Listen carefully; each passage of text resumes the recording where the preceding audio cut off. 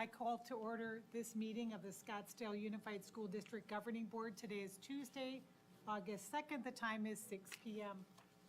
Vice President Dr. Hart-Wells, can you please lead us in the Pledge of Allegiance? I pledge allegiance to the flag of the United States of America and to the republic for which it stands, one nation under God, indivisible, with liberty and justice for all. Thank you, Dr. Hart-Wells. I'd like to start with a roll call vote from my far right. Zach Lindsay. Jan Michael Greenberg. Patty Beckman. Libby Hart-Wells. And I'm Julie Sanowski. All board members are present. At this time, I ask for a motion to approve the agenda as it's presented, unless any board members would like to make any amendments to it. So moved. Is there a second? Second. Moved and seconded. All in favor, say aye. Aye. Aye. Motion passes 5-0 to approve the agenda as presented.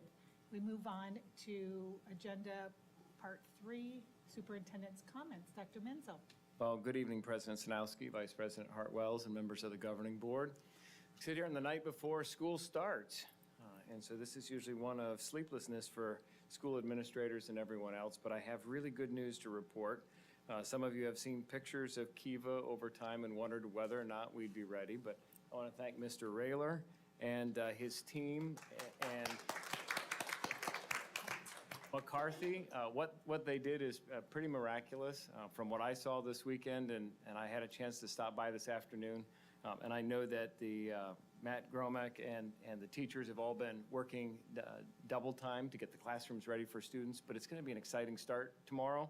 And so I'm really appreciative for all of their work. I'm also grateful for everyone else who's been spending countless hours to get ready for our students. As you know, as we start the school year, we have an emphasis on safety. We talked at our back-to-school rally about a new acronym. We're going to expand it just a little bit, and there's a really cool poster that we'll be putting out in our buildings. So at the back-to-school rally, we talked about DIG, so doors, ID, and gates, as keys to ensuring that we have security and minimize vulnerability. But we're also going to talk about IT, because cybersecurity and monitoring what's happening on social media are also important components. So it's really dig it in order to remember school safety and security. So we've got people who are really focused on how do we make sure that that happens. As you know, our partnership with Scottsdale Police Department and the Phoenix Police Department is strong, and we have commitment from all parts of our organization to make sure that we're doing everything we can to make this a great start to the new school year. The final thing that I want to mention is that, as you know, we've been working on rolling out our strategic plan, and we have an opportunity to pass this along with other people so they can see the substance of the plan, and we will be convening our implementation teams in the near future to take the next steps in converting the plan into action. So with that, I'll turn it back over to you, President Sanowski. Thank you, Dr. Menzel. That's great. I dig it.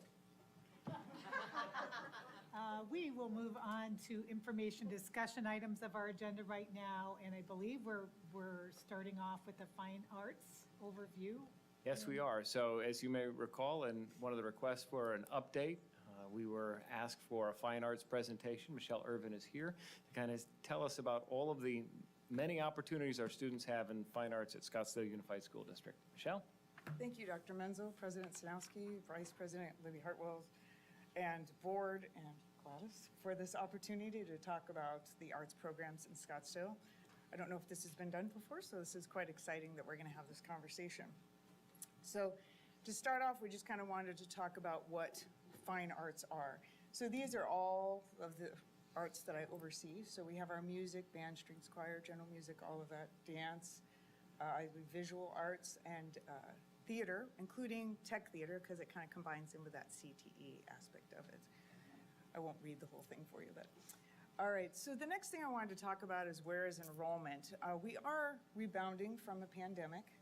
So, and this particular graphic is from the Arizona Arts Ed. They have a data dashboard for arts.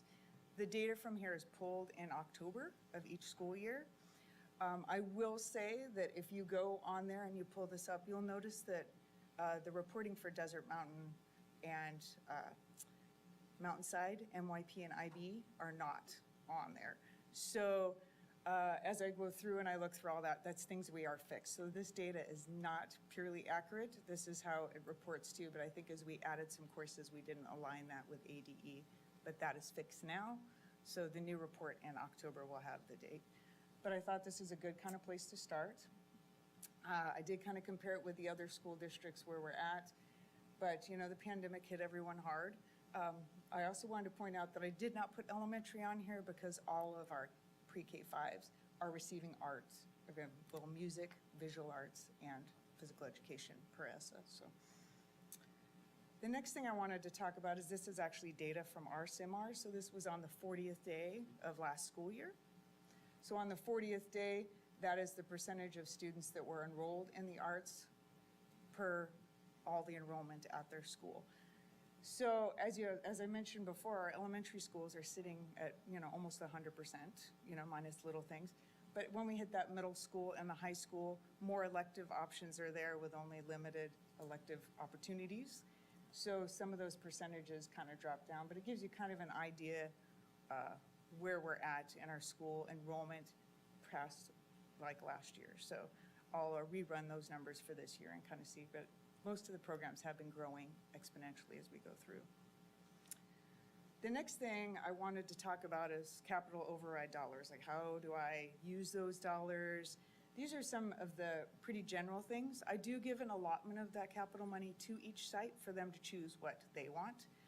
But with the parts that I keep for district, I kind of take care of the uniforms. Like, we've done all the marching band uniforms. The Desert Mountain one, they'll be out in their new ones this time. So now I'll be hitting some concert uniforms, percussion, kilns, tables, and all of those type of items. I try to take care of all of their needs on the even kill from every school. So everyone kind of gets the same things. I also purchase like the instruments and work on the auditoriums and those type of things.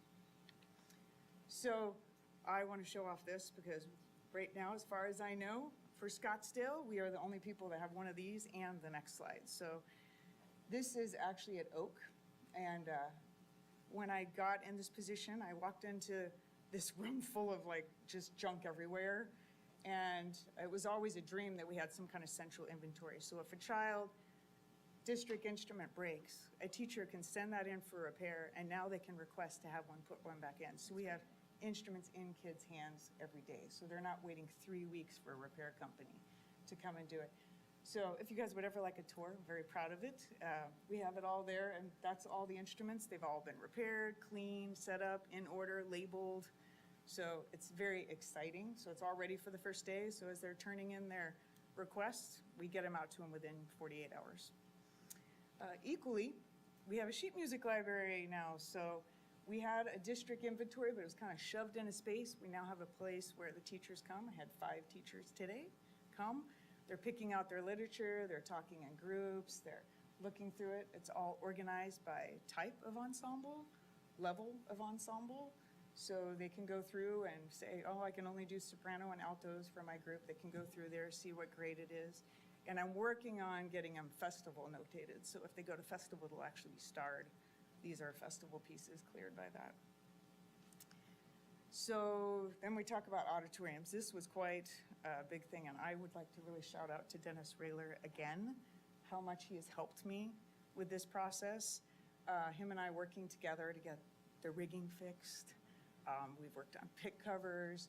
We're slowly working on lightings. We're working on sound because we had a really lovely thing where the cell phone company sold a bunch of frequencies that all of a sudden made our lavalier mics useless, so we had to run through and check it all. So we're slowly working at all that stuff, but that's the stuff in the gray is stuff we've already done, and the stuff in the red is stuff that we're still working on. So I'm excited about what we've done and what we've had happen. These are just some of our cool celebrations. One I'm very excited about is our NAM, Best Communities in Music Education. So that's very exciting because only us and Misa and Gilbert for Arizona, so that was pretty exciting. Had students win multiple awards. We had 60 students with a proficiency still this year, and that was 38 last year, so it's growing each year, so I'm very excited about that. And then there's the students that made a solo ensemble. We actually had the 2 best of the best for solo and ensemble. So that's pretty amazing because they only handed 6 of those out for the entire state. So pretty amazing that Scottsdale had 2 of those. And then for the fun thing, these are kind of the stuff that I would like to work on or look at. In particular, the supplemental contracts. I know I did speak to Alexis about this earlier last week, but those have not been changed in, I think, 20 years at least. So looking at those and where they're at and where our fiscal is, because it's very challenging for some of our vocal teachers to hire an accompanist for what the amount of money is we have on there. And, you know, for instance, teaching marching band, after my 26 years of teaching band, I made it up to $1,800. That's what I got paid to do all of those football games and Saturday nights and all of that stuff. So that's something I'd love for us to look at. The capability to have some more content-specific PLCs. A lot of our teachers are one-offs at their school, so they go to the site-based, early release, and it doesn't apply to them. So having the ability for them to curricularly work together in vertical alignment, I would love us to start looking at that. Honors classes, this is a very big thing for our high school people, especially now that we've got the Latin system. I'll take a for instance. One of our schools lost 2 students because those 2 students had a 4.8. If they took band this year, it would move to 4.6 even if they got an A. So now that we're looking at that cumulative GPA, I would like us to really look at those elective courses, honors capabilities, so we don't lose students to that. In that, I would love for the high school counselors to look at that artistic pathway. Now that we have that proficiency seal, helping those students, guide them through. I know we really look at the Ivy League schools and what you need for this, but also looking at what those arts pathways could be and help supporting those kids making those decisions. I wrote in there traveling teachers' connections to school. Right now, we only have 1 that's a 4 school. The rest are 2. But needless to say, those teachers are really having a hard time, like, making connections with that program. So maybe look at what we can do to help support them and those communities. Oversized, and then you'll notice I also have smaller. So some of our classes are gigantic, 85, 90 kids in a class, and that one teacher's all by themselves, where any other classroom there'd be 2 to 3 teachers in that space. Adversely, we have some classes that maybe they only had 20 sign up and then 18 in another. Well, let's put level 2 and level 3 together, where now a teacher's trying to teach 2 different curriculums at the same time. So no matter what, 50% of the kids are either bored or it's too fast for them. So looking at how we might be able to support those higher level courses, which would probably end up being those honors levels courses as we relook at this. So that kind of hit all of those ones. Funding for consumables, which also kind of goes into that buses and stuff like that. I can fund them capital-wise, but I can't really help them with their art supplies. I can't help them with their fees to be in festivals, the buses' fees to go to competitions, and all of that type of stuff. So it becomes a real challenge that they might compete more and do more, which we curricularly ask for them, but they can't afford to actually participate in those activities because they're too expensive. And pullouts, we're having a bit of that now with the math and reading interventions where some kids are not getting arts because they score low in math or reading, and they're being pulled out of those arts classes. So looking at maybe some more creative ways that the kids cannot lose that activity during the day. I know it's happened probably in PE as well. So there was a teacher called me, they lost 4 kids because of that. So, and it was already not a large program. And so just kind of looking at that stuff. And that kind of, the other thing was equitability. So right now, the way in elementaries our arts classes happen is kind of all over the spectrum. Like some kids get it 1 week and then they don't get it again for like 5 weeks. Some get it every other day, some get, so just, I would love to like get together and we come up with kind of a district plan so everyone's consistent. So what happens at this school happens at this school. So that was me kind of quickly running through all of those things. So now it's time for anything you guys might want to ask. Board Member Beckman. I knew I had a few things to say. First of all, a big thank you, because I think we all are big proponents of the arts here. Public schools are notorious for talking about how we educate the whole child, and obviously the arts is a huge component of that. And having you present today was really important to me, and I'm sure everybody else in the room. You touched on a lot of the topics that I have been bringing up for quite some time. I appreciate you discussing the override and how important this passing is to our fine arts. I mean, we talk about going to these musicals and how hard these kids work. Well, listening to a mic go out because it hasn't been replaced in years, when that child has practiced and practiced and practiced and done their part, and now they don't shine because it goes out, because we don't have the funding to buy that, it's tremendous. So I appreciate you discussing that. One of the other issues is the supplemental, the funding behind supporting our kids in the classroom with some of this stuff. I'm not sure people understand that some of these dollars that the boosters give really help support your kids in the classroom, and there isn't enough always, meaning you will have a choir class with 90 kids in it, and that teacher will have to hire an accompanist to come in to play the piano while these kids sing, and they don't necessarily have the budget for that, so the boosters are stepping up and trying to provide extra support there, and the funding is always stretched. So I do appreciate you looking at that. Same thing with strings, when they hire those sectional coaches to help, et cetera. The transportation issues. We could go on and on about funding, right? But you looking into that and addressing that, I think, is a priority. I do appreciate it. And we talked about ESSER dollars last year and maybe kind of looking towards that. Another thing, quickly, I don't want to take a ton of time, but the equitability, I've always lobbied our district to look at, especially the middle school level, and the experience in the arts. We don't necessarily always have one middle school provide the same opportunities that another middle school does. You might have one middle school do a musical, have an after-school jazz choir, offer these different opportunities that, say, another one does not.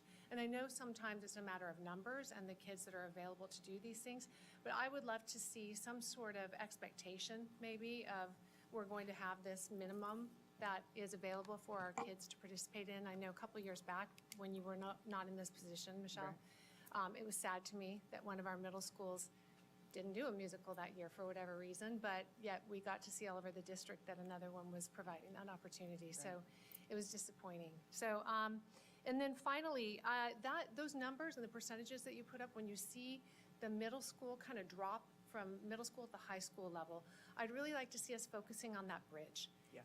With COVID, we really got hurt because some of these teachers that are in the arts would go back to the middle school and kind of showcase their talents and do a little performance, or really invite the middle school students to learn about what goes on in the arts at the higher level. And with COVID, they didn't have the opportunity to do that. So I know some of these high school classes are struggling a little bit with numbers and really shining to get some of these kids to push through.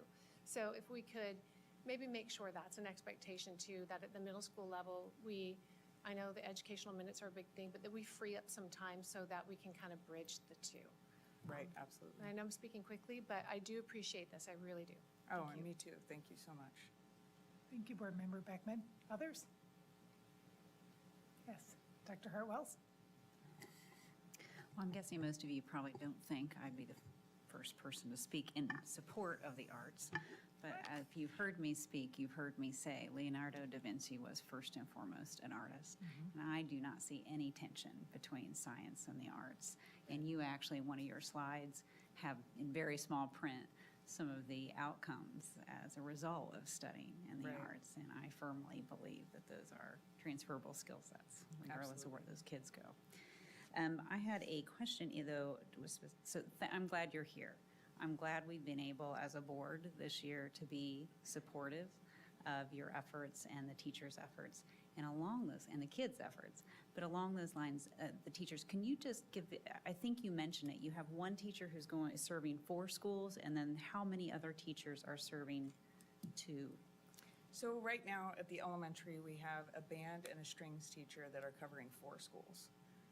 So they travel every other day. In the morning, they go to 2 schools, and then in the afternoon, they do 2 schools. At the other elementary schools, we have one teacher teaching band and strings at that school. So they're at one school all morning and another school all afternoon. because the way the elementary is set up, it's every other day, so. And then in terms of the high schools and middle schools, are all the positions filled? Are we not, we're in good shape going into the school year? We were till today, but we're working on that. Okay. All right. Well, I do appreciate your practical, actionable suggestions, because I actually think several of those, in my view, are actionable in a lot of areas, not just arts.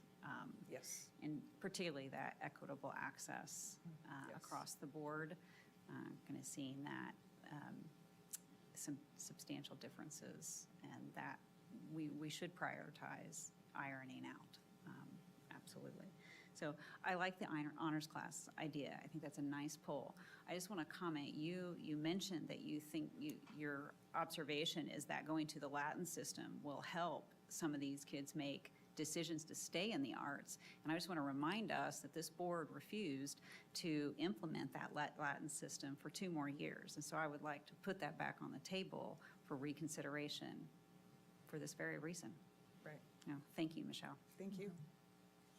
Thank you, Dr. Hartwells. I appreciate your comments as well. Any others? Yes, Board Member Greenberg. I just echo Board Member Hartwell's point about the Latin honors system and the general comments made by Board Member Beckman about the importance of fine arts education. I think we're all in agreement that it is very important. I have had the opportunity to visit the sheet music library when I did a tour of the warehouse. It is very impressive, and I would gladly take you up on the offer to visit the instrument library, because that is a fantastic system, very easy, and a good way to ensure that students have access to the resources they need to be able to participate. I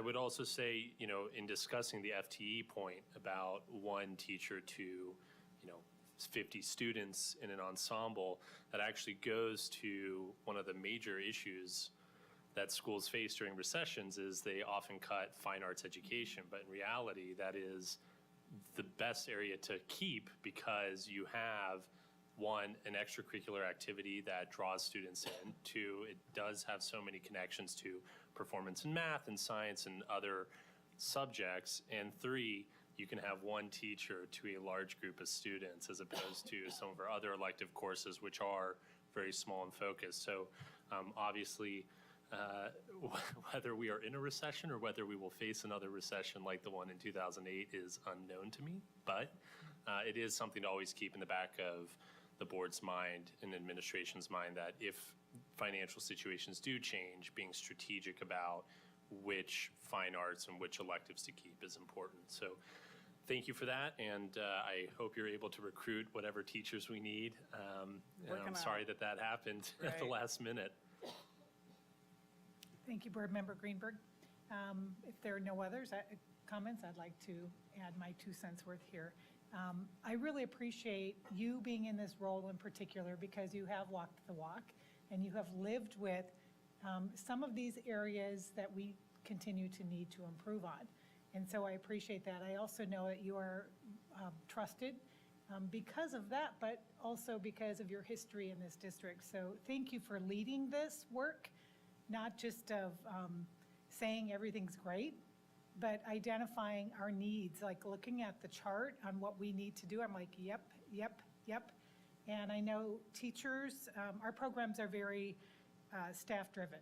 So without an expert in an area, those programs are not offered to students. So recognizing that and seeing that there are things that we can do to improve is, it's great that you're bringing this to us and continue to work throughout our district to put in place those improvements. You mentioned the supplemental contract. So as I understand it, all of the teachers who are expected to do performances, is that correct? And that's how they're kind of outside of the school day? Yep. Okay, so they get a stipend. Yes. But we know that the work that goes into those presentations and those performances, it's a lot of hours. And Right. so it becomes almost pennies to the hour. Especially some of those theater shows. Right, right. So how do we create, I think someone mentioned, I think it was Board Member Beckman, about those district minimal expectations for performances to make sure that all students across all of our campuses have those opportunities to really, if you think about it, a theater performance or a musical performance, that is a form of an assessment. It's an authentic assessment. So have that opportunity to show what they've learned and show what they know in a different way other than paper, pencil, or computer test. So I want you to know that that is something that personally I wholeheartedly support. Making this experience for our teachers, traveling teachers, I know there are challenges. They often don't feel like they belong to any one campus. It's tough for them to, we talk about retention issues, right? That's one of the factors we know makes teachers revisit their careers when they don't have that sense of belonging to a campus. Right. So maybe there are things that we could all support and you could bring forth to help teachers find a home. And I do know that sometimes teachers like big classes depending on what their course is in the Right. fine arts. And sometimes it's not meaningful. It takes away the whole purpose of experiencing the arts. Especially the multiple courses into one class. Yes. Yeah, that's a tough one very because no one wins with that. No. So when we look at class sizes, I think we need to be flexible with what's the purpose of the course, what's the level of challenge for the students and the teachers to raise the kids up to that next level. And by the way, we know that students do get scholarships to Ivy League schools through music and the arts. So Absolutely. it's not just academic Right. focus. Question for you. Where do the old uniforms go once we get new uniforms? So they go to the warehouse and they're auctioned off. Oh, they are? Yes. Okay. Is that a pretty standard protocol? From what I've been told and how I've been doing it, yes. So I'm sure Mrs. Crozier can tell us what happens to that fund. But they go through a process and they go to auction, and that money I'm sure she uses for. Okay, I'm just kind of wondering if there is an opportunity maybe for us to identify some other schools in our valley here that might need? We do offer them to other schools in our district, but from my understanding. Not outside of the district? My understanding is nothing that district owns. It has to go through a process of being removed Got it. from our inventory. Yep, So, thank you for explaining that. Remove it from the inventory, and yes. then what happens to it from there is up to. Board Member Beckman talked about the extracurricular, I don't know if she said extracurricular funds, but she referred to the support of PTOs and supporting our arts programs. What about the schools where they do not have as rich of a PTO support financially? How are we making sure that one school isn't gaining extra opportunities because of finances in our district? Well, as far as what our standard opportunities are, none of them should lose out. That's kind of what that instrument library was for. Sure. So if we have kids on waiver, they receive free rental of that instrument. So, and the instruments are of equal quality. I'd send it to north, south, no matter where. Sure. So as far as having an instrument, that's never an issue. As far as sheet music, that's never an issue. What as about far as festivals uniforms and- and stuff like that. So in the high school, students pay a festival fee they pay a class fee, and that fee is usually used to be in the festival. So if any of them do have a problem, I come to them and I try to creatively figure out how we can support them. But Good to at this know. point, at least all of them are usually able to compete. The middle school do have to go to their site admin for that kind of support because they do not have fees. And all the teachers are aware of that Yes. process? Okay, super. So they can use extracurricular funds, tax credit donations for Yes. these festivals as well? Absolutely. Good. I knew that. I'm like public service So here. I like it. Good job. Communication, right? Fill in my gaps right there. Yes.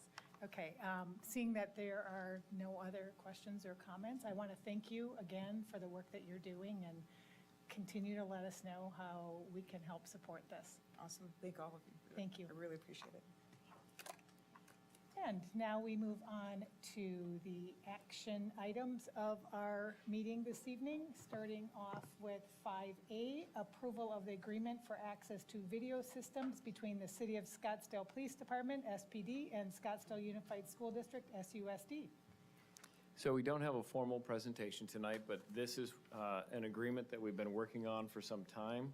Revisions have been made in consultation with Jennifer McLennan, representing the school district and the police department's attorneys.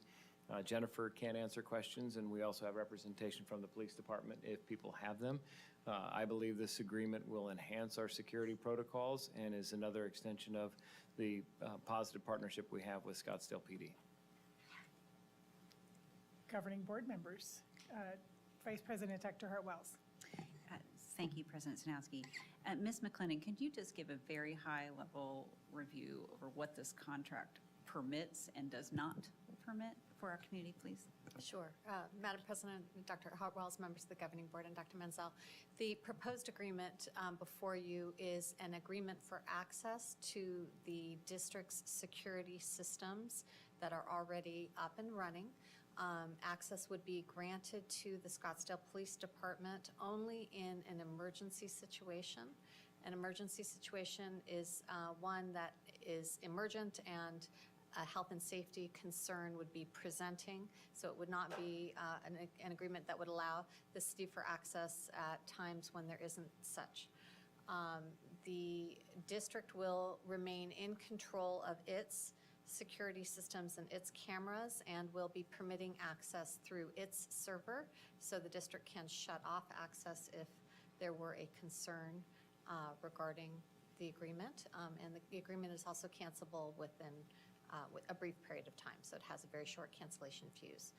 The idea behind the agreement is for the district to improve its security systems if there were to be an incident on campus. Police would have real-time footage, be able to pinpoint any concerns or issues arising, and it would help within to improve the district's security system.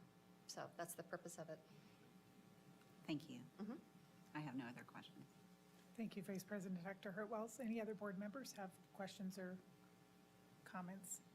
I just want to, and looking through the background here, I just want the public to be aware of that this is not to be used for personnel or routine investigative purposes. I think that's really important for our staff members to hear that as well.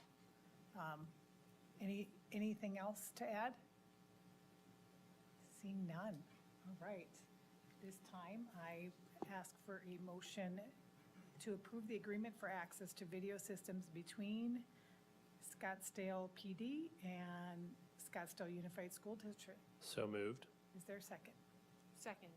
Moved and seconded. All in favor, say aye. Aye. Any in opposition? No. Motion passes 5-0. Thank you. Thank you. We're going to move on to action item 5B, approval of governing board member as self-insurance trustee. We do have a brief presentation this evening by Shannon Crozier with respect to the Self-Insurance Trust Board. Yes, thank you. Good evening, Board President Sinowski, Vice President Dr. Hartwells, members of the board, Dr. Menzel, and guests. The action item is actually to approve somebody to go from the board onto the Self-Insurance Trust, but we felt like it would be a good opportunity to just share what the Self-Insurance Trust is and the role of that board so that everybody understands what it is, and whichever lucky board member gets chosen tonight knows what they're getting into. Something happened.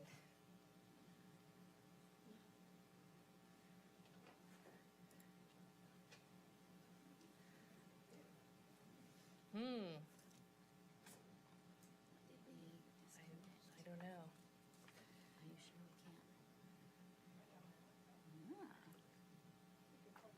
Out of range.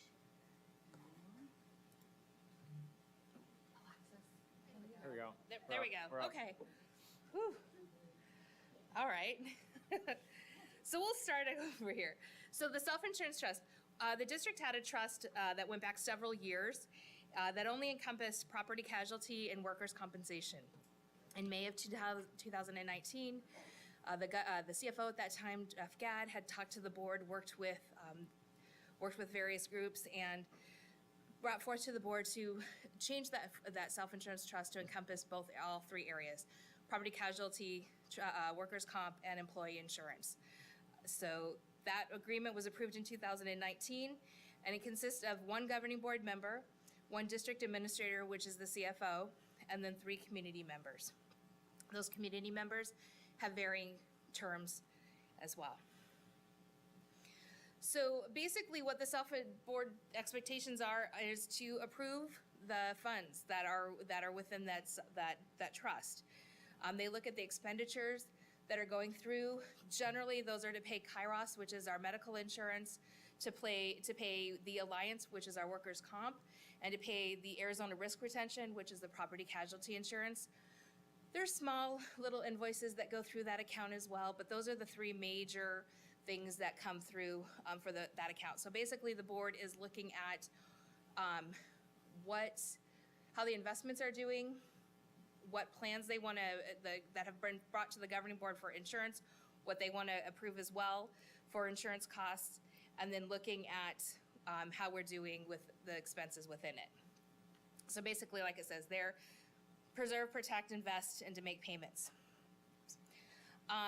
They generally meet, whoops, I was gonna say, that's not right. We do also have everybody on the board sign a conflict of interest.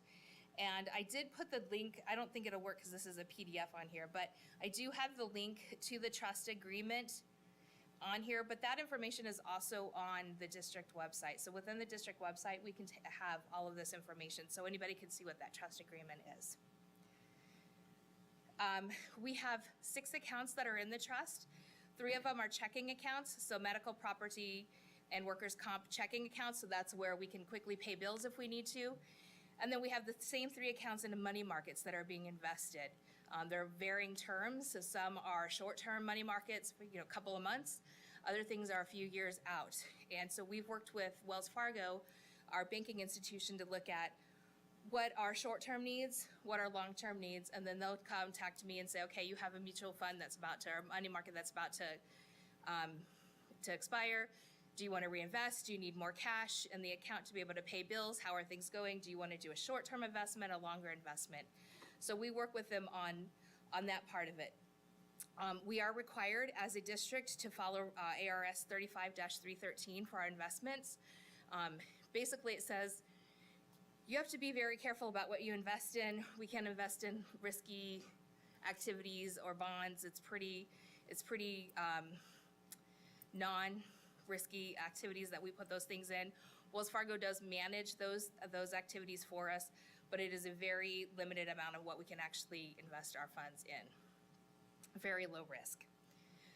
And again, those are all managed by Wells Fargo, who is the district authorized banking institution.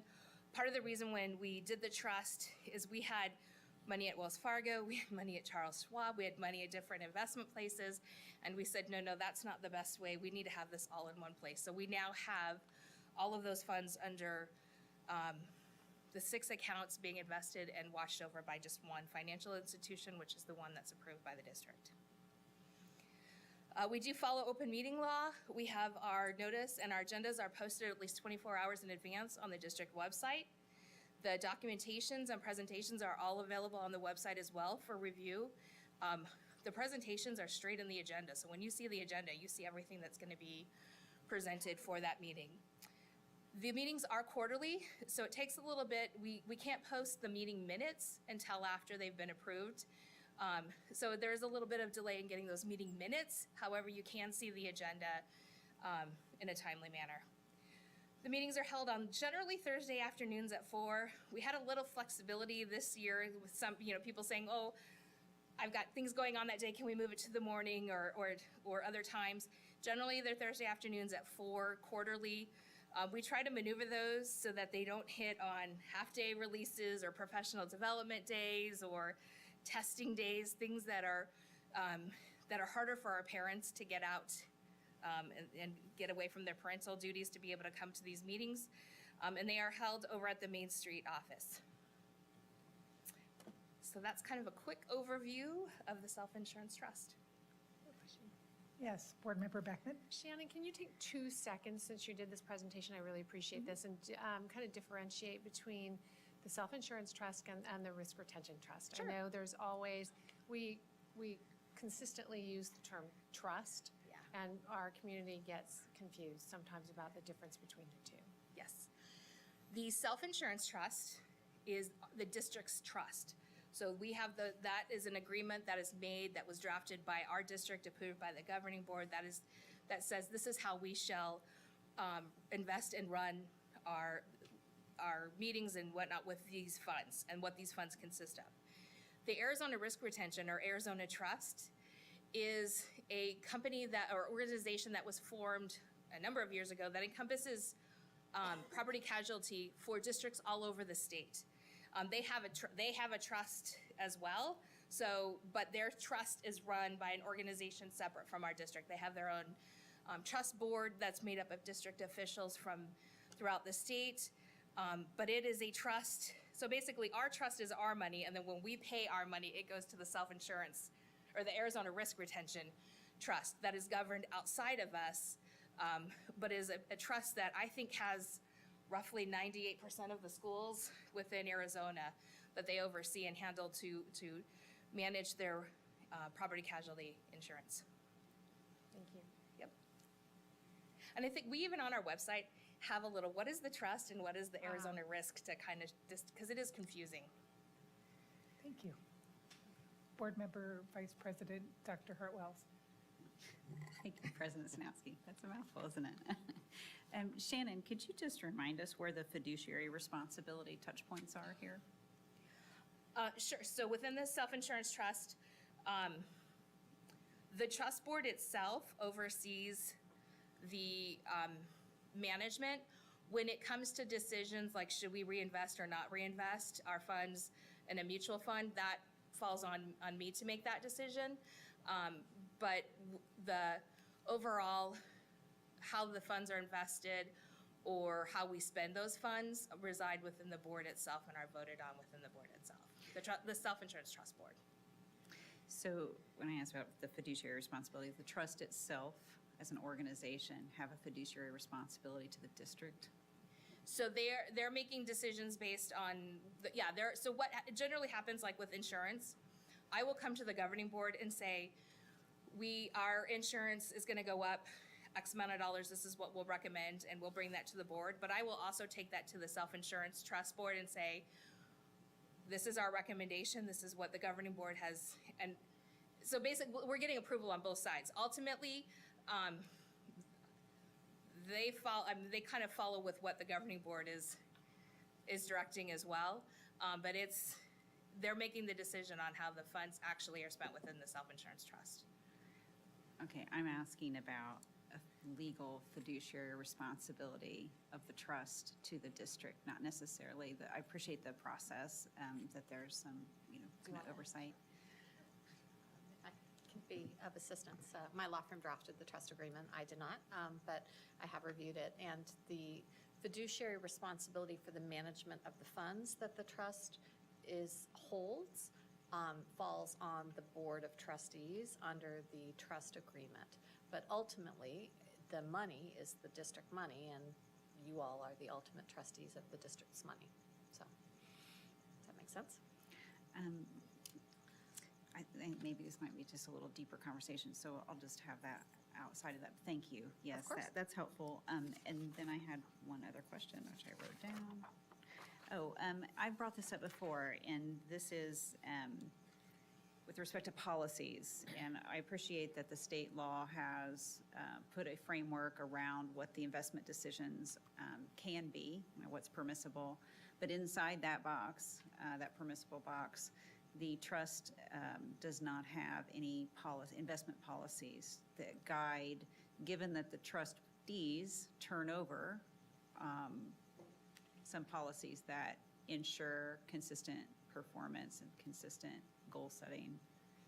Madam President, Dr. Hartwells, there is a trust insurance policy that is in place that I have reviewed. So there are There are very tight and strict legal limitations on what types of investments can be purchased through the use of insurance trust funds, both for the district self-insurance trust that we've described, and once that money is, insurance is purchased with the Arizona Risk Retention Trust, whether that be your health insurance, your property casual, those funds are also held in trust, and that entity is subject to the same restrictions, and the Department of Insurance oversees all of that. So, so there's regulatory restrictions as well. But within the body of what is permitted, there is a policy related to what the district's self-insurance trust board will follow with respect to the proceeds. And I don't know. So that was actually approved when the original trust was done in 2019. We have that set to take back to our trust board when they meet. I think it's mid-September when we meet again. So that policy will go back to the self-insurance trust to review and approve as well. Is that also on the website? I don't think that policy is on the website. Could we get a copy, please? Sure. Thank you. Thank you. I'll find it. I have it with me. So. Great. Thank you very much. Thank you, Shannon. Board Member Beckman. And Board Member Hartwell, so we do routinely when we meet, Wells Fargo will present the investments, and with the presentation will discuss the investment policy statement and how those funds are invested that line up, meaning you, obviously, we have a fiduciary responsibility to our taxpayers to not invest in risky things.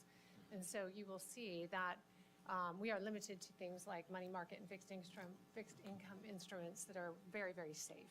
So when they do their presentation, they will talk about the investment policy and the distribution of the investments as it relates to that policy and being safe. So, Thank you. Great conversation, thanks. At this time, if there are no other questions or comments, I would like to propose a motion to nominate Board Member Lindsay to serve in this capacity as a governing board member, as a self-insurance trustee. Is there a second? second. All in favor, say aye. Aye. Aye. No opposed, so that, thank you, Board Member Lindsay. He will be our representative. That motion passes 5-0.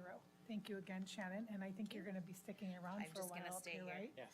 Because moving on to 5C, appointment of student activities treasurer and assistant treasurer. Shannon? Board President Snowski, Vice President Hartwells, members of the board. This is a action that we take every single year, basically saying these are the people who will be our student activities treasurers and assistant treasurers. The student activities treasurer is our student activities manager, Patricia Ricard. And then the manager is myself, the assistant manager is Patricia Ricard. It's a requirement within the USFR for the club funds, and so this is just an annual renewal that we do every year. Any questions or comments, board members? Okay, and so at this time, is there a motion to to approve the appointment of student activities treasurer and assistant treasurer? So moved. Is there a second? Second. All in favor, say aye. Aye. Aye. Motion passes 5-0. Tax credit fee and waiver authorization is 5D next on our agenda. Shannon? Okay, thank you. Again, Board President Sanowski, Vice President Dr. Hartwells, members of the board. This is also another annual agenda item that we do each year. Basically what it does, the tax credit law says that we have to be able to offer waivers for students who may have financial needs with using tax credit money. And so what this is basically doing is setting the fee. We have to have a fee and then giving them authorization for that. We have that set as $1 or whatever the price of the activity is. Some things are already set aside where we know, like athletic fees or tax credits, those are already set at the $150 mark.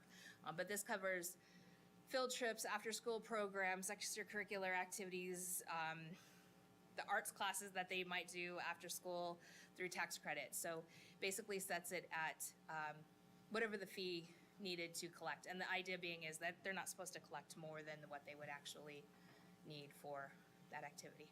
So So it's not for-profit. not for profit. And then the other part of it gives the principal the authority to then waive the fee for a student who has financial issues. Okay, thank you, Shannon. Board members, any questions or comments on this?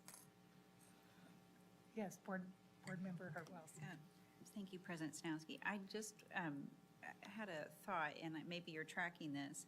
Is this data set in terms of how much is being charged for fees, and then how many times, and what amount, what dollar amounts tend to get waived and where in the district, some suggestive or perhaps indicative to learn some of these disparities that we've been talking about in other areas as just a kind of a normalized set? I don't know if you track that already, but this seems like this would be a nice proxy to have some idea where we do need to make an effort to equalize. Dr. Hartwells, that's a great question. We don't currently track that. We leave it at the principal's discretion, so it's not something that we at the district office would see. But we could certainly look at what are the things that are waiving, we see the fees that are coming through because we know if there's a field trip, we know we're looking for students that have paid for their amount for the field trip. But when it comes to what's being waived fee-wise, that is not something we've ever looked at, but is certainly something that we can take a look at. I would be interested to see if it does have some information, some textual information. I would highly suspect that our lower income schools have more of those waivers than, and sometimes they just can't do it because there's. Well, that assumes that they're having the same number of activities being offered to them. And I would say they don't have the same number of activities. We would know that. We would know that. Okay, thank you. All right, seeing that there are no more questions or comments on this particular action item, is there a motion to move forward the tax credit fee and waiver authorization? So moved. Is there a second? Second? Moved and seconded. All in favor, say aye. Aye. Aye. Motion passes 5-0. Thanks, Shannon. Moving on to your next item. 5E, Student Activities Fundraising Efforts Authorization. Yes. Board President Sanowski, Vice President Dr. Hartwells. So this one, the student clubs on each campus are required to have approval for any fundraising events. That can go to the governing board, or the governing board can authorize the principal to approve any fundraising activities. There are a number of fundraising activities that happen on all of our campuses every day. And so the past practice has been to allow the principals to have that authority so as not to stop fundraising from happening or to bog the board down with the plethora of activities that go through. That's appreciated. Governing board members, any questions or comments on this particular topic?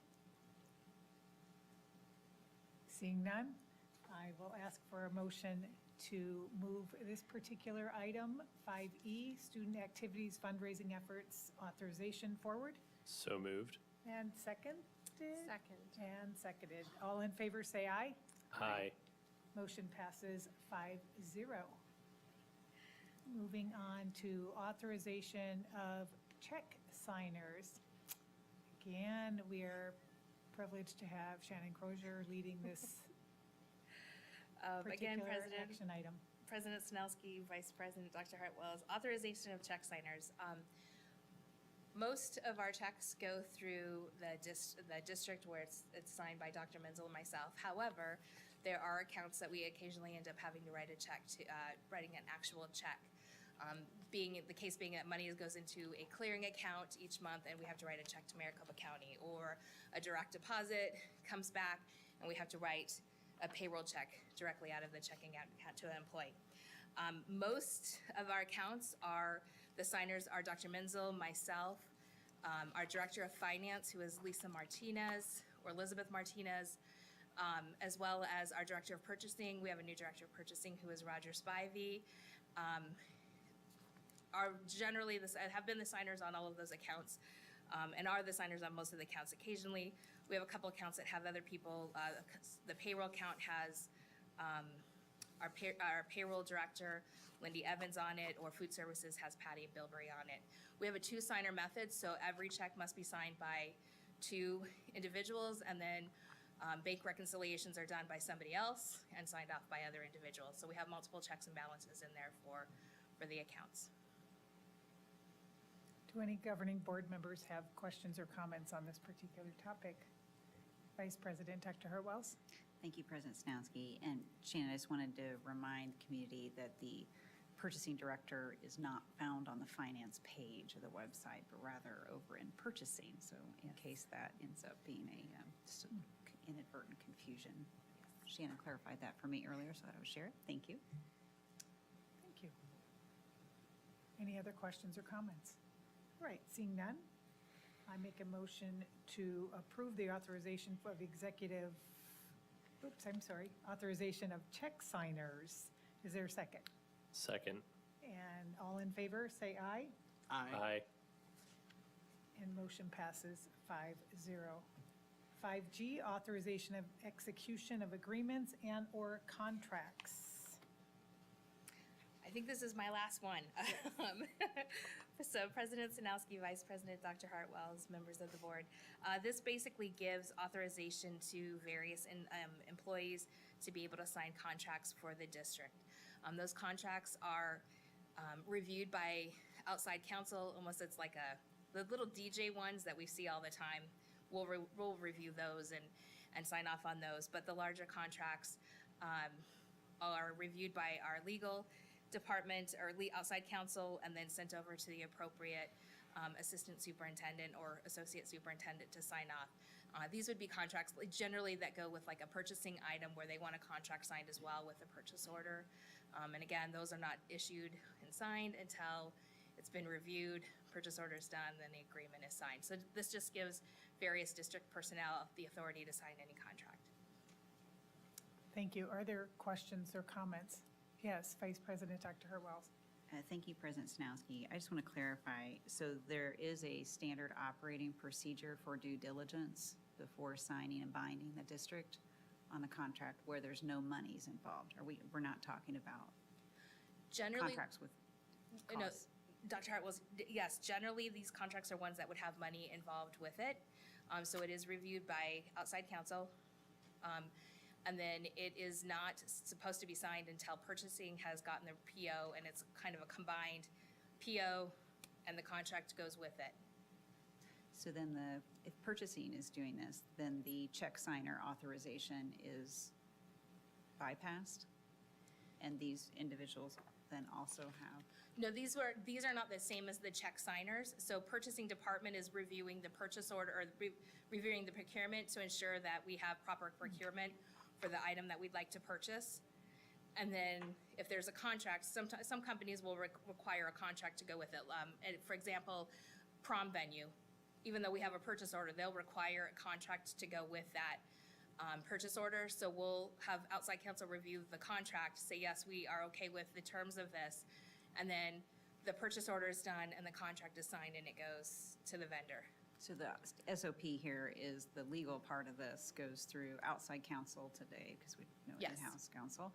And then the signatory, one of these folks that's listed here, then also implicitly has the ability to authorize the district to not just be bound legally, but also spend money Yes. up to a certain amount. There's not a certain amount that says that it has to go to any particular person to be signed. If it's over $100,000, it has to be approved by the governing board before we could even sign that contract as part of our procurement rule. So we still have to follow the procurement process, which again says if you're spending more than $100,000, it has to be approved by the board before we can even enter into that agreement. So this is under $100,000. That So- this would be so I done would- I without would just- governing board approval. right? The other thing that's contemplated is the governing board approves a budget every year. Expenditures need to fall within the approved budget, or it needs to be amended, which we do from time to time. So it's not as though an administrator can sign off on something that wasn't contemplated as a part of that approved budget and just spend the money. It's got to fall within those parameters, or there has to be an amendment that brings it back to the governing board. May I ask a quick clarifying question? Superintendent Menzel, it was my understanding that with this authorization, this is about the individual who is, at the end of the day, responsible for reviewing and signing the contract with the vendor or party itself. So if it were over $100,000 and the governing board were to receive an action item to approve it, it is approved. We approve this contract for $200,000. The individuals listed there, say Superintendent Menzel, could then sign the agreement because you have been conferred authority to do so because we've approved it Correct. at that point. That is correct. So for anything below the $100,000, it has to fall within the budget we have processes in place to identify overcommitments if we're exceeding our budget for any particular month or quarter. So maybe I can frame it a little bit differently. In the past, we didn't always have this authorization, and people have signed contracts that committed the district without having all of the due diligence in place. So our efforts have been to make sure that we have due diligence in place, that we're clear on who's authorized to sign a contract, so that you don't have just anyone who works at Scottsdale Unified signing a contract, committing the district, when they don't have authorization to do so. So we're very specific about this. We've got process in place for reviewing the form of contracts and the substance of contracts, so that the financial component as well as form. So we've got data governance agreements. Well, that form is a standard form given to different vendors in order to ensure that we're compliant. But with other contracts, depending on whether or not it's initiated by the vendor or it's a contract, the form that we've developed, we go through those processes. But the authorized signatories here, pursuant to either governing board authority or we're following, based on the budget that's been adopted, the procurement requirements that are in place, these people would be authorized to execute those agreements. And that is perhaps a question for our legal counsel, but that is just another method for protecting us in the event that a vendor does attempt to hold us accountable for a contract that has been signed by some random individual. They try to allege that individual had authority, and we're able to say, absolutely not. We publicly approved individuals who have authority to review and sign contracts. That individual is not on that list. Would that be a fair? Madam President, Mr. Greenberg, that is a fair reason for adopting this action item to designate certain individuals. And I have, in the past, not for Scottsdale Unified, but for other clients, tried and been successful in canceling contracts when they were signed without authority. So. Excellent. Thank you very much. I appreciate that. And thank you, Superintendent Menzel. Shannon, I have a question for you. How come, when you look at the list of designees, why is the assistant sup of elementary education excluded from this? Oh, but there is for, it says there is for secondary, but not the, right. Got it. It's the reclassification. Okay. Yeah, because I saw the secondary and I thought, well, what about the elementary? Thank you for clarifying, Dr. Menzel. Okay, so this would go through Dr. Benson then? Okay, perfect, thanks. That was my pressing question. Any others? All right, seeing that there are none, I ask for a motion to approve the authorization of execution of agreements and/or contracts. So moved. Is there a second?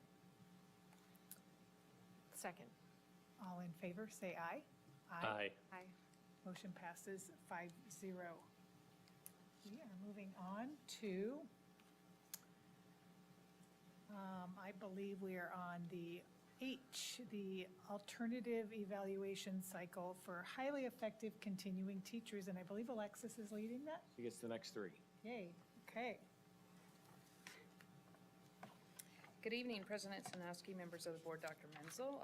We are recommending approval of the alternative evaluation cycle for highly effective continuing teachers for the 22-23 school year. You do have in front of you the proposed cycle with the steps that were to be followed should a teacher be placed on that alternative evaluation cycle. I did work with SEA and SAA in coming up with this proposed alternative evaluation cycle to make sure they had input and provided some really good feedback to put this forward for your approval tonight. So I'm happy to answer any questions that you may have. Do any governing board members have questions on this? Vice President Dr. Hartwells. Thank you, President Snowski. Thank you, Ms. Wilson, for the work into all of the staff and administration that has been involved in it. Can you just confirm, is this something that we've been doing and you're making changes there too? Or are we doing a whole new thing here? Good question. President Sanowski, Dr. Hartwells. This has been in statute I am just trying to put in a formal process. It is a change and has specific steps outlined. I did have a little concern about a few things that were going on, so this just formalizes it, makes sure that everybody's on the same page moving forward. So it's been available. I could not find that previously it had been approved, certainly not in this format that is before you tonight. Okay. Thank you for clarifying that. And also thank you for providing the statutory language in addition to the agenda item. I appreciate that. And I assume that this will be introduced by the building level principals and their evaluators of staff members soon if it hasn't already been done. Yes. Yes. President Sanowski, you also have, it's required every year to do a overview of the teacher evaluation instrument. It does have language in there. It does not yet have this one because I was waiting on Right. approval, but it will be included now in that presentation as well. Excellent. If there are no other questions, I would like to make a motion to approve the alternative evaluation cycle for highly effective continuing teachers. Is there a second? Second. All in favor, say aye. Aye. Aye. Motion passes 5-0. Thank you, Alexis. Moving on to I, SUSD work calendars for the 2022-2023 years for administrative, certified, and classified employees. President Sanowski, members of the board, Dr. Menzel, you have before you the three calendars for the three different employee groups. We should be approving work calendars every year. Some were included in the agreements, but this has all three of them. Additionally, we included the holiday of Juneteenth to be included in the 12-month calendars for employees. And there is a typo. Thank you, Dr. Hartwells, on the, I believe it's the administrative calendar for the 9.5-month psychologist. It says July 28, 22 to May 26, 2022, so that should be 2023. So with that minor edit, that is just formalizing the adoption of the work calendars for the employee groups. Excellent. If there are there any questions or comments? Seeing none? Wait. Oh, yep. Have we done, I would like, yeah, I'm in general agreement with this, but as a bit of information as an aside, I would like to see at some point is a comparison about with regard to other districts, et cetera, from a benefits perspective, how many paid holidays we have from administration down. President Sanowski, Board Member Beckman, I can certainly get that information to you. I can tell you anecdotally in working with other HR directors, we are very similar in some of those, but I can absolutely get you more information. Okay, so maybe if it could be timely before contracts are approved in the next go-around, et cetera, so we can do a comparison for holidays to, all of our time that's paid, et cetera. Thank you. No other questions or comments? Okay, seeing that there are none, I would like to make a motion to approve the SUSD work calendars for the 22-23 school year for administrators, certified, and classified employees. Is there a second? Second. All in favor, say aye. Aye. Motion passes 5-0. And moving on to J, the job description revision for the Director of Human Resources. Alexis. President Sinowski, members of the board, and Dr. Menzel, this is a minor request to revise the Director of Human Resources job description to change the language from required to preferred, specifically with regards to teaching and/or administrative certification requirements. There are several individuals in the Valley. I note of executive director who does not have that. I just think it would allow us to broaden the pool, and I would be most appreciative of that opportunity to try to find some. So as I understand it, this would provide us greater flexibility in finding a qualified candidate to fill that position, correct? It would certainly broaden, I think, the opportunity for others to apply that may not have that, yes. Excellent, thank you. Especially that, given the timing Right. in the school year. Right. Any other questions? Or Vice President Dr. Hurwells? Thank you, President Sinowski, and thank you again, Ms. Wilson. Just to clarify, so you had indicated what was changed from required to preferred was teaching experience and administrative experience. The superintendent certificate or principal supervisors was always preferred in this role? President Sinowski and Board Member Dr. Hartwells, that actually was also changed to preferred. So that also was required, I'm sorry. It didn't was mean to cut you. previously required, yes. Okay, so we have the 3 preferred changes in each one of those levels, which were required. That Okay. is correct. All right, thank you. I strongly support this change. Well, let's check the other board members, too. At this time, I would like to make a motion to approve the job description revision, Director of Human Resources. Is there a second? Second. All in favor, say aye. Aye. Aye. Aye. Motion passes 5-0. Thank you.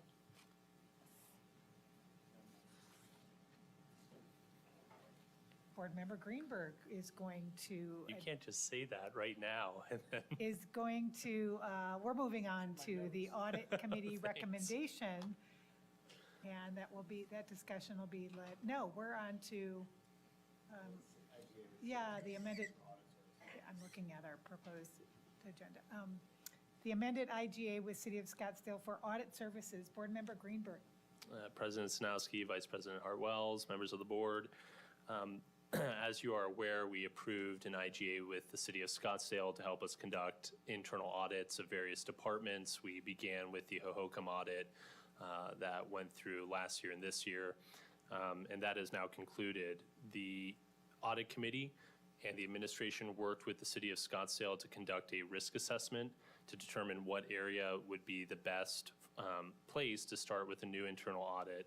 Given the turnover in the Human Resources Department, as well as a number of issues or matters that have been raised by employees and board members and other staff, we felt that the high-risk area to target first would be the Human Resources Department and conduct a performance audit there to make sure that our processes are in place. They do meet standards for the industry and best practices, and that will help as well, given that we have new leadership in our Human Resources Department to get started on the right foot. What the IGA proposes is effectively an amendment to the existing IGA, adding in the new scope of work for the Human Resources audit. This was discussed by the Audit Committee last week during our Audit Committee meeting, or was it 2 weeks ago now? I'm trying to remember. It was last week. Time flies. And after a thorough discussion with the City of Scottsdale, we felt that this was an appropriate change to the IGA and that we could recommend it, or at least it was each member's individual recommendation that we proceed as proposed. It is at a cost of $60,000, is that correct? $66,000. They have conducted audits like this at the City of Scottsdale in the past. However, it's been broken up into smaller chunks. It's never been an omnibus approach that we're seeking here. So what the City of Scottsdale has done in terms of pricing is effectively try to review all the costs associated with the smaller audits that they did and then put a fair number price that they think that this omnibus audit would entail. We did end up exceeding we did not exceed, I apologize. We were under cost for our Hohokam audit, as you may recall, and in fact, we did add a lot more work to Dennis's team, for which we greatly appreciate his time and help. But we also did find a number of areas for future savings as well as cost recuperation in that project. So I think the trend, as we usually see with internal audits, is that they tend to pay for themselves, and our hope is that this will be the same. If you have any questions, I think Superintendent Menzel, who had a more hands-on approach with the contract itself, or I can answer them. Thank you. Board Member Beckman. First, I wholeheartedly agree. I think this is a great area to focus on. Do we have any idea of the duration and the timeliness of So this? she estimated, Sharon Walker, the city's auditor, estimated 700 hours. We'll start this fall. So I would anticipate, depending on whether or not there are any hiccups in terms of schedules and accessing people, that we would have a report either by the end of the calendar year or early in 2023. Okay, and that led to my next question regarding accessibility. With, for lack of a better term, will this place a burden on our HR department? Currently, we need this audit, we need to talk about processes, so regardless, but have we had that conversation, and what are the thoughts on that? We don't, meaning I don't want to take a department that's already maybe having issues, and not that you're having issues, but we're short-staffed.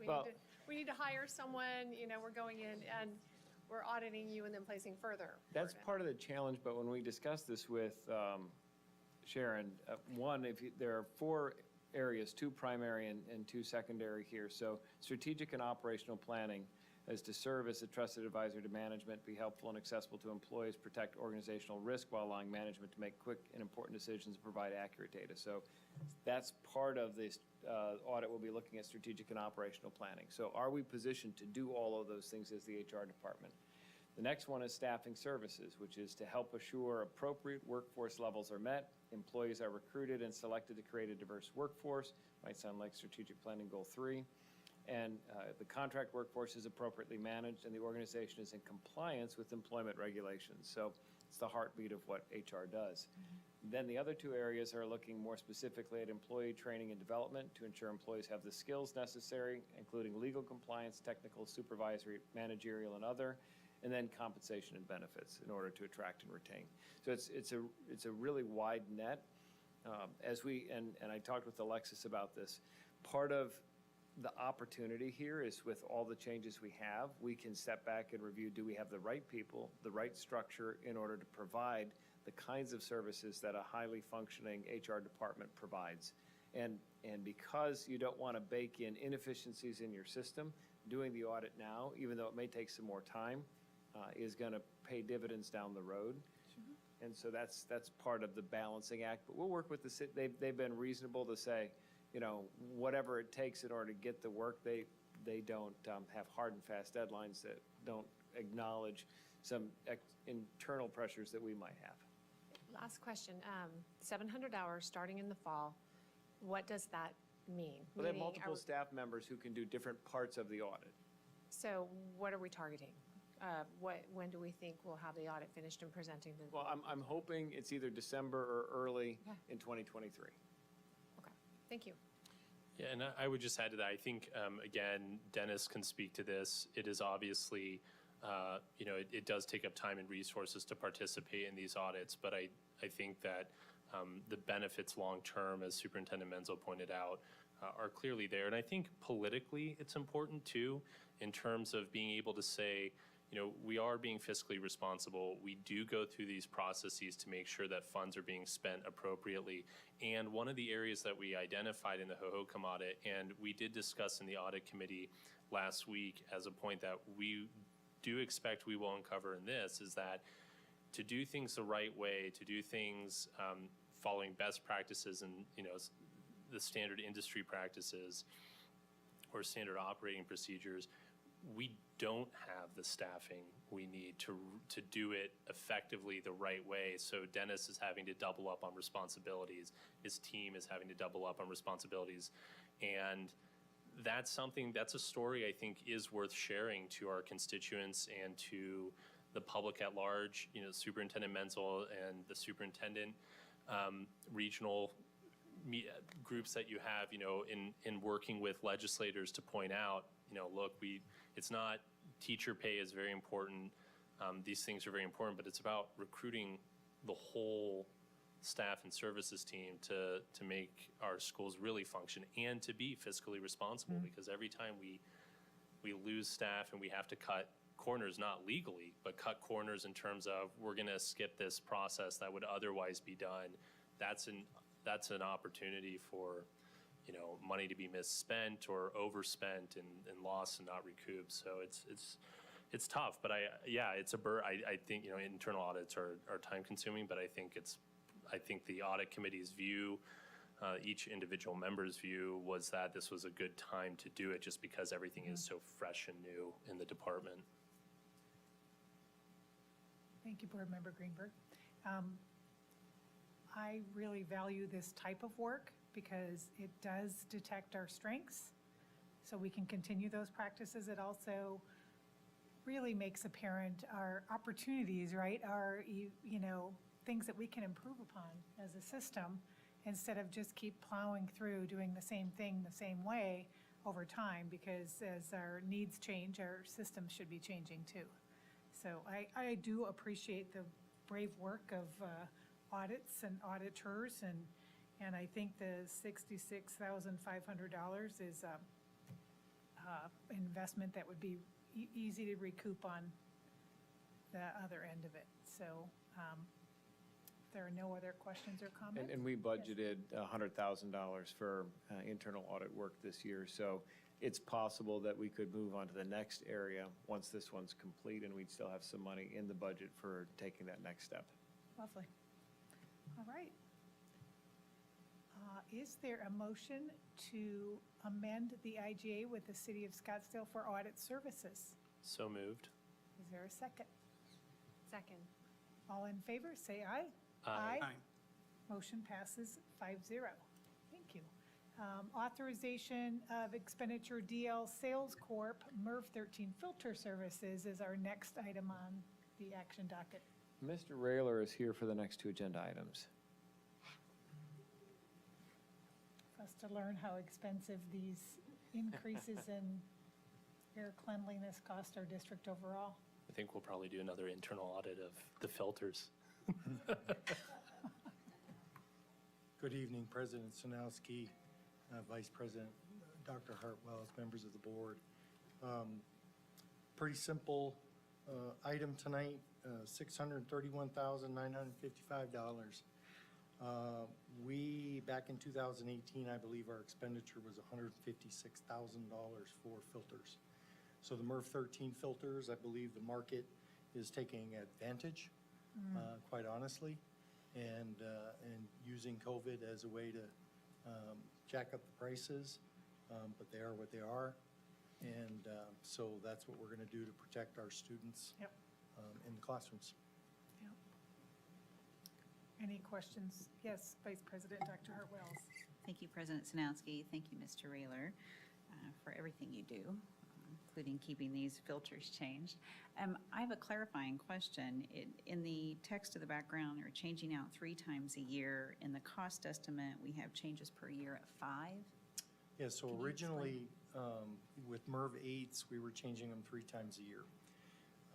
When we went to MERV 13 in 21-22 school year, we started to see some difficulties with some of the air conditioning units, specifically at Pima. When we were in heating season, if the filters start to get clogged at all, there's a tremendous amount of pressure trying to draw through those filters. So we're having to change them more frequently to be able to keep our equipment breathing, if you will. So that's why we've moved from 3 changes with the MERV 8s to 5 changes with the 13s, because we can't continue to put that pressure on our equipment. Okay, and I'm aware of that with the increased efficiency of the filters, that you do have HVAC it becomes an indirect relationship at some point. Correct. So last fiscal year, did we make 5 changes? Yes, Okay, so Yes. we've not changed that No. frequency for this upcoming school year? correct. And I see ESSER funds is continuing to be used for this? Yes. Correct. Thank you. No further questions. Board Member Beckman. On here, we don't have the funding source. Dennis, do you know the funding source for this? This is going to be ESSER Is it? funding, yes.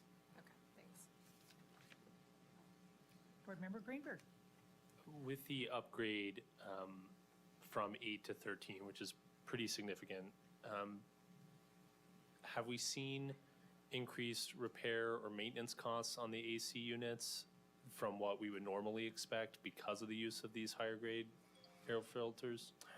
We saw some initial problems in the first two changes when we were not changing them as frequently when we first started this. Then we started the 5 changes because we increased to 5 changes about 6 months into the year after we started to recognize that there were some issues. We haven't seen the failures yet. But we're just figuring that it's taking a little bit of life out of all of the equipment a little bit at a time. So it could be 2 or 3 years down the road, depending on how long we keep these filters in the systems, that we start to see those failures start to surface. Do you know if we saw increased energy costs at our schools or sites since changing it beyond what obviously inflation and increased prices generally year on year, but do we see dramatic increases there, do you know? Indirectly, yes, because we've also opened up the outside air. We were propping doors, so we weren't cooling in the most efficient way. We weren't heating in the most efficient way. So yes, indirectly, MERV 13s, but opening up more airflow and having to either heat or condition those spaces more. So yes, we have seen some increases. Okay, so I think that's maybe a broader discussion, maybe for this board or next year at the start of the new board, of how long we want to maintain that, because I think it is quite taxing on the equipment we have. And my understanding is it can, beyond, obviously there are a number of factors here with open doors, open windows, and we were trying everything, but as we proceed and learn more, air quality is so important, especially in a dusty area like our location, like Arizona. But and we want to maintain safety, but there's also the increased costs. If we're having to replace a lot of our AC units in 2 years, that could be 2-3 years. That could be quite a big expenditure. No.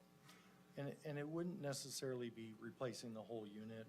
The first thing we'll see is motor failures. Right. So it's time, right? It takes a couple hours to change out a motor, the motor itself. We're still experiencing a lot of supply chain issues. Motors not as much, but plenty of other components that could fail, that it's taking weeks and weeks to get that stuff. Okay. Thank you. Seeing no more questions, I move for the authorization, for approval of the authorization of expenditure DL Sales Corp. MERV 13 filter service. Is there a second? Second. All in favor, say aye. Aye. Motion passes 5-0.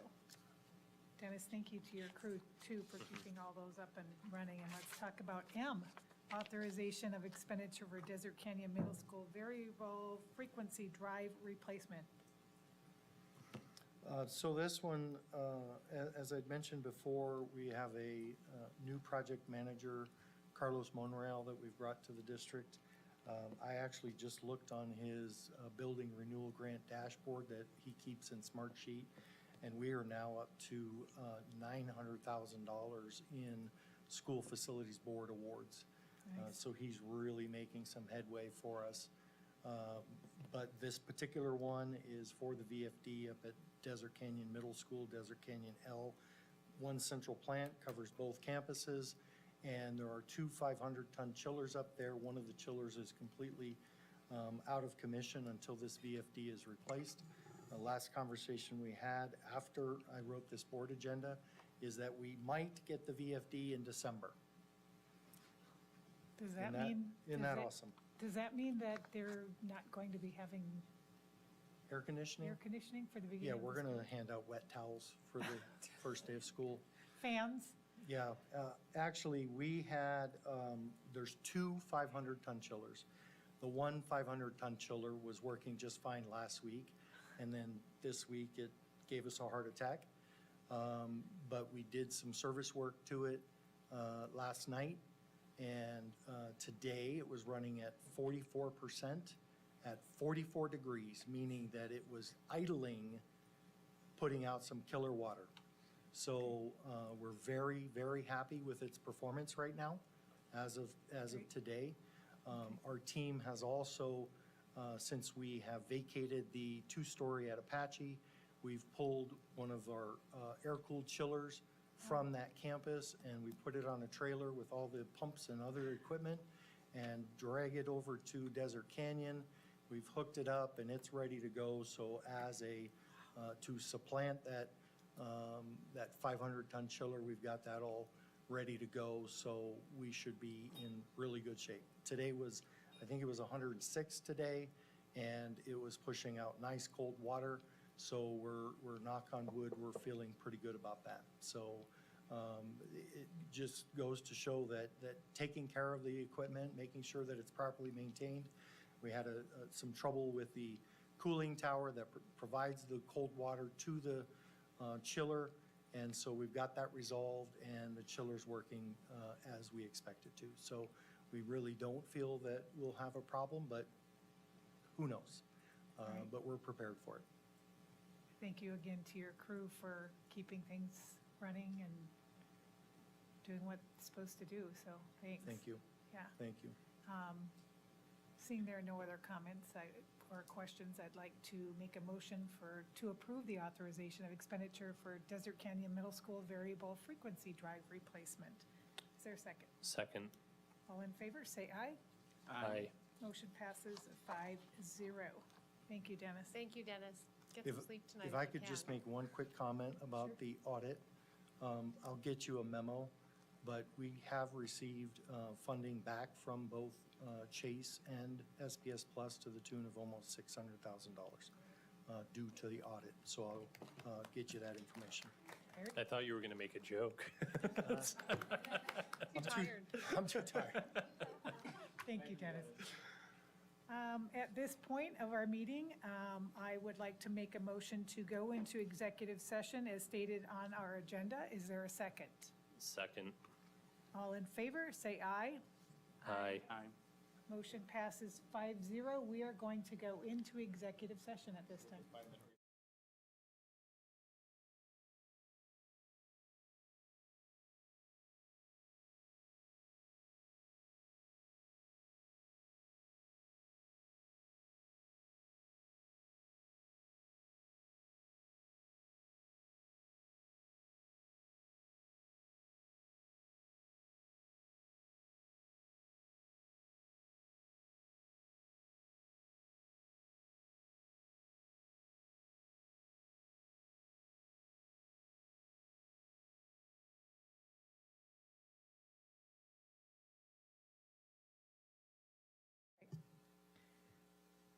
I call for a motion to adjourn our executive session, 9:49 PM, August 2nd.